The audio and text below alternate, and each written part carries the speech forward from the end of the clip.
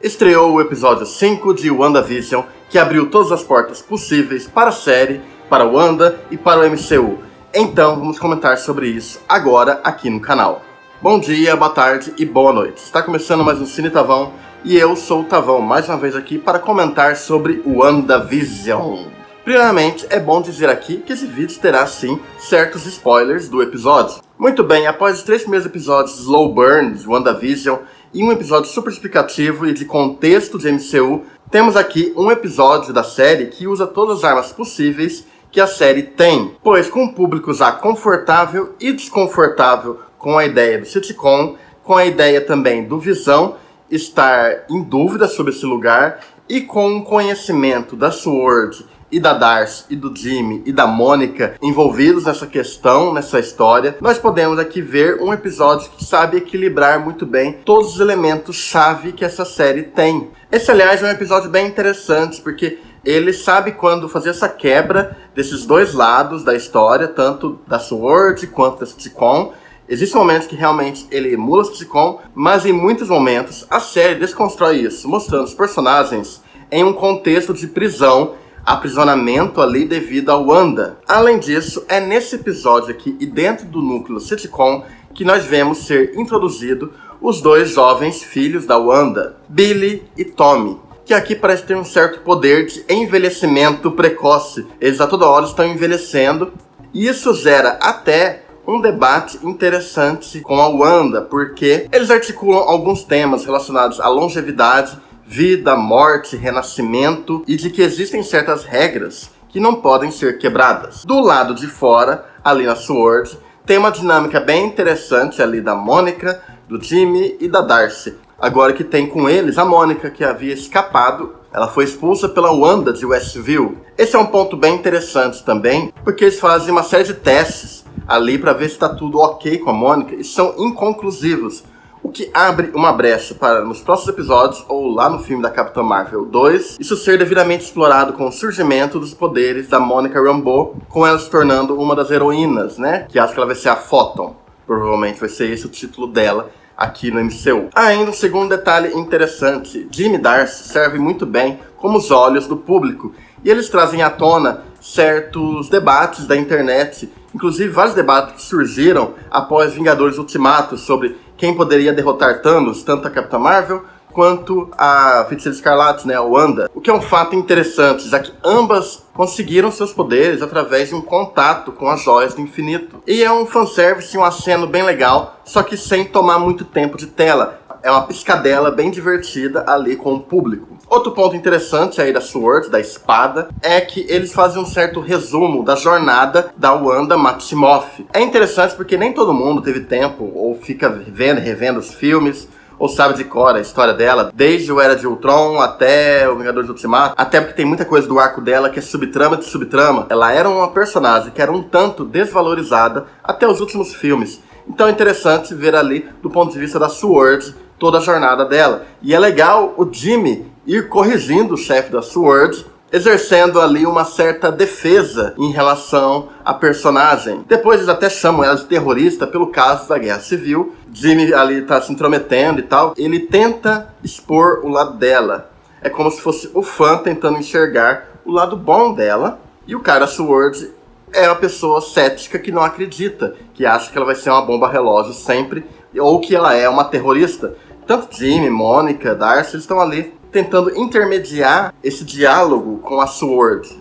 Um diálogo que, aliás, não chega num total consenso, mas nesse mesmo episódio nós vemos certas explicações bem interessantes, pois após eles tentarem conversar ali com a Wanda através de um drone, a Wanda, ela aparece ali, ela sai do portal ali, da barreira mística, mágica ali, ela joga um míssil quebrado ali na frente deles e fala que não quer ver eles ali, que não é pra se intrometerem. O problema é que a impressão que dá é o seguinte, ela realmente absorveu pessoas e tem pessoas aprisionadas. E ela parece sim ter tido uma ligação, um respeito ali pela Monica Rambeau. Após esse incidente, eles descobrem ali que as roupas originais da Mônica foram reescritas. Então, todo figurino que ela tinha ali ainda era Kevlar, Isso lida com o poder de reescrever a realidade e tal, talvez da magia do caos presente nos quadrinhos, mas também lida com a magia da probabilidade. É um poder que ela tem, eu achei que eles não iam usar, mas aparentemente isso aí tem mais cara de uma magia da probabilidade do que da magia do caos. Que é uma magia completamente alucinante, tipo, probabilidade de um cachorro virar uma banana, sei lá, 0, ela pode mudar pra 100 e aí vira banana.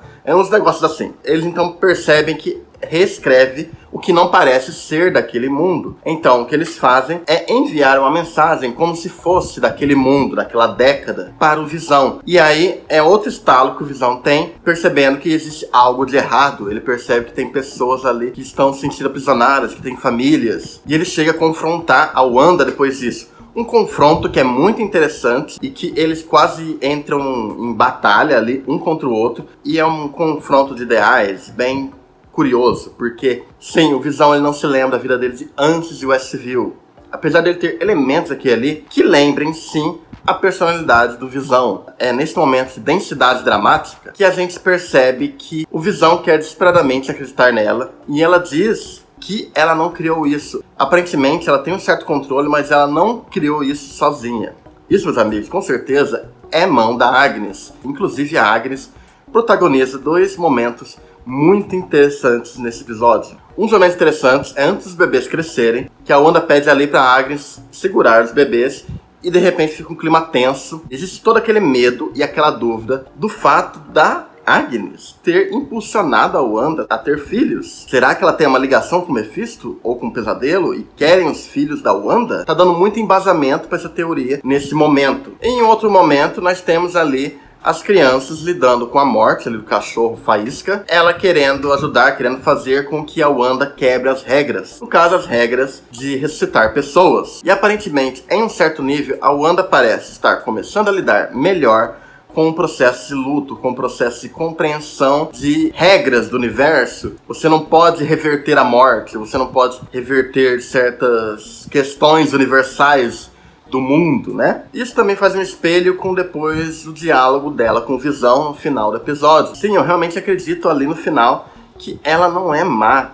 Ela teve seu momento difícil e ela agora está compreendendo aos poucos, no meio dessa loucura, o processo de luto. E isso ajuda a encaminhar um pouco os arcos dramáticos dos personagens. Dessa personagem perdida e se encontrando, e desse sintetizoide começando a entender o que é tudo isso e tendo dúvidas sobre a Wanda e sobre esse mundo. E sobre essa questão de compreensão, eles ainda dão outras respostas um pouco menos mastigadas que outros episódios, dão respostas de um jeito até que mais fluido e menos sobrecarregado que o episódio 4, quando eles mostram ali numa gravação que a Wanda invadiu ali as instalações da SWORD e roubou o corpo morto do Visão, o que é uma grande violação do acordo de Sokovia, também uma violação do próprio testamento do Visão, que ele não queria ser usado como uma arma, e a SWORD considera esse ato da Wanda como usar o Visão como uma arma. Esse pequeno detalhe, essa pequena cena, eu acho interessante porque eu li recentemente Vingadores da Costa Oeste, Vision's Quest. E existe uma certa parte da HQ que se trata disso. Que ela busca sim o Visão no laboratório e ele está completamente morto. É interessante isso porque existem certas HQs que eles estão usando de base. Eles estão absorvendo elementos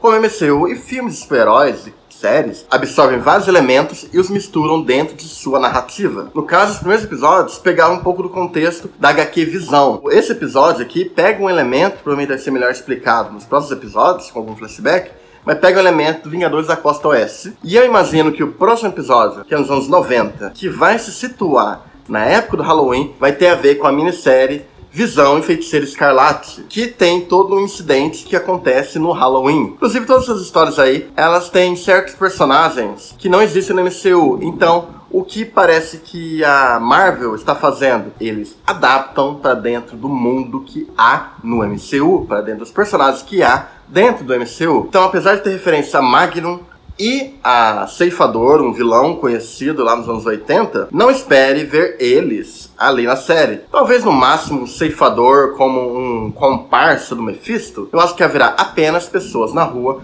usando uniformes, fantasias, né, inspiradas no visual deles de 80. assim como a Wanda e o Visão estarão usando visuais inspirados nas versões deles clássicas. Mas eu duvido muito que eles vão usar o Magnum. Acho mais provável que eles usem alguém tipo Ceifador como inimigo no final, juntamente do Mephisto, do que usar o Magnum. Acho que o Magnum vai ser talvez só alguém que trabalha lá e tal. Ou nem isso, pode ser realmente só referência em figurino, só pelo fato de eles aparecerem nessas histórias que deram base para a série. É também um episódio que mostra ali que não existe realmente, nesse universo do MCU, não existe um codinome da Wanda de feiticeira. Eu sempre chamo aqui de feiticeira, mas na real não tem esse codinome ainda. Tudo me leva a crer que esse codinome será criado, pela Darcy e pelo Jimmy, provavelmente nesse arco de formação da Wanda. A Elizabeth Olsen está fazendo um arco de transformação da personagem aqui para a personagem clássica e com grande presença e força, como é nos quadrinhos. Os atores estão bem legais nesse episódio. Eu gosto muito dessa desconfiança, desse tom de dúvida que o Visão está tendo. Ele aos poucos ganhando aspectos do Visão clássico. E eu gosto também da Wanda tendo essa alta reflexão, o que é interessante porque o único outro personagem que eu vi ter esse tipo de autorreflexão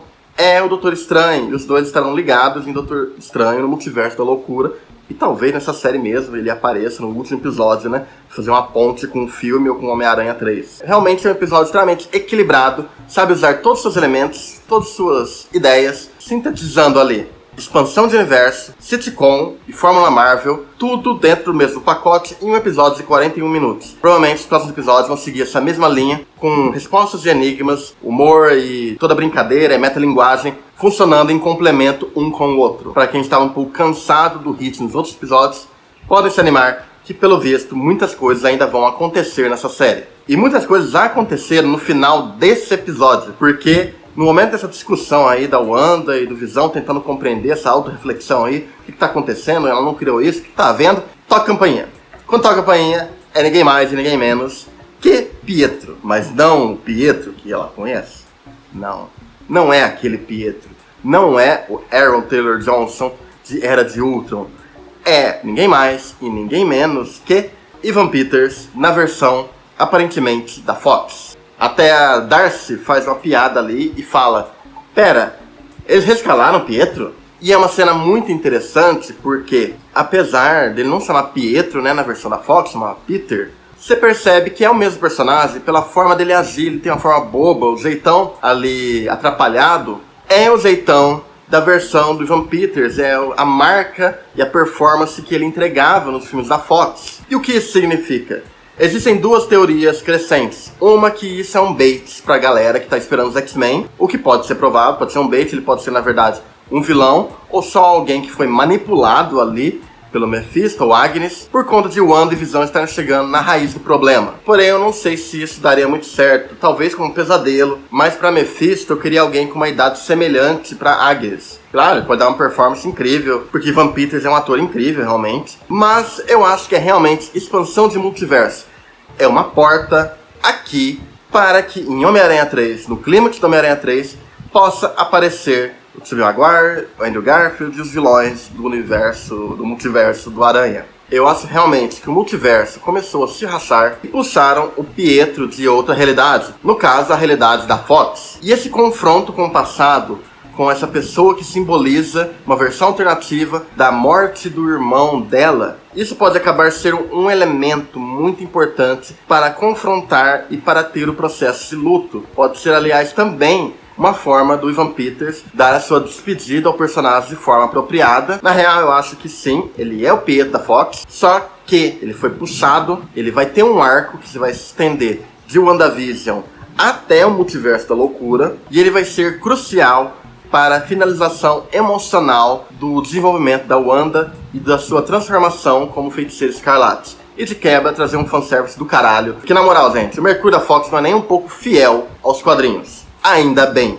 porque é muito mais interessante essa abordagem que Evan Peters deu pro personagem. Acabou caindo muito mais no gosto do público, Não que eu odeie a versão do Aaron Taylor Johnson, mas é fraco, É mais fraco, realmente. E é também uma forma do Kevin Feige se livrar de um problema de negociações com o Aaron Taylor Johnson, que agora não faz mais tanto blockbuster, tá meio sumido e tal. Aqui foi a melhor solução possível, que ajudará a fazer pontes com Homem-Aranha, expandir o universo, finalizar arcos emocionais no futuro, meter X-Men na parada e jogar um fanservice lindo de ver. Eu acho que a escalação do Evan Peters aqui é certeira para vários elementos, várias situações, tanto de logística de produção, quanto de arcos de personagens, quanto de preparação para outros filmes. Tudo é sintetizado através apenas do Pietro aqui.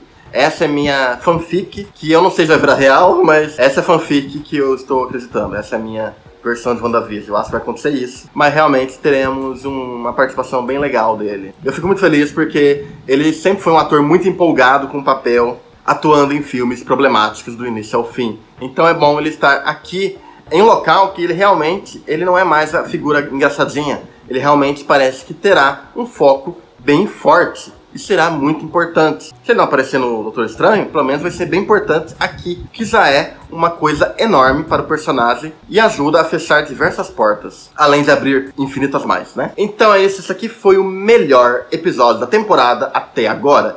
Equilíbrio, elementos enigmáticos, respostas, surpresas, arcos dramáticos sendo desenvolvidos, metalinguagem, o MCU florescendo de elementos e conceitos de uma forma que é acessível para quem não lê os quadrinhos e para quem lê os quadrinhos. Tá tudo muito bem desenvolvido aqui e muito bem montado. Esse foi meio que o mid-season da temporada, né? Podemos esperar aí alguma coisa bem interessante ainda no próximo. Provavelmente a história vai ser dividida em arcos de 3 episódios. E agora a história vai acelerar mais, provavelmente com mais episódios de 40 minutos e com um ritmo ainda mais fluido. Muito bem, esse aqui foi minha review de WandaVision episódio 5. Um ótimo episódio. Se você ainda não viu a série, agora é a hora certa para você começar a ver e ver esses 5 episódios. Já temos metade do caminho formado e com um ótimo ponto de virada aqui nesse episódio. A gente se vê na próxima review falando novamente de WandaVision. Até mais e falou!